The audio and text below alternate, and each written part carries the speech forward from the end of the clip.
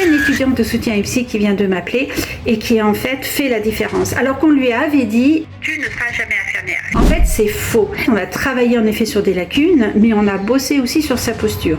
Aujourd'hui, elle a travaillé en oncologie palliative, mais elle n'en peut plus tout simplement parce que il y a la charge émotionnelle au niveau de la mort.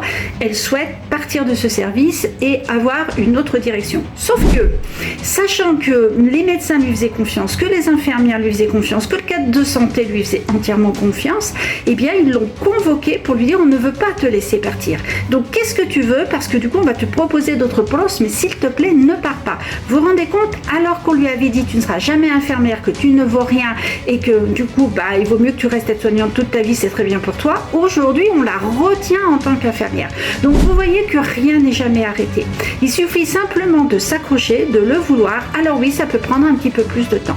Oui, on peut être au redoublement. Oui, on peut être exclu d'un IPSY. Oui, on peut en effet faire ses études en 4-5 ans. Mais ceci étant, ça ne détermine pas ce que tu vas devenir demain. Le demain, c'est maintenant que ça se construit. Donc chaque jour suffit sa peine. Donc aujourd'hui, là où tu en es de ta situation, si tu as besoin d'aide et que tu veux vraiment devenir infirmière, c'est possible. Il suffit simplement en effet de se mettre au travail. J'ai mis quand même tout un programme pour pouvoir avancer et combler ces lacunes. Donc si ça t'intéresse, tu n'hésites pas, tu viens me rejoindre.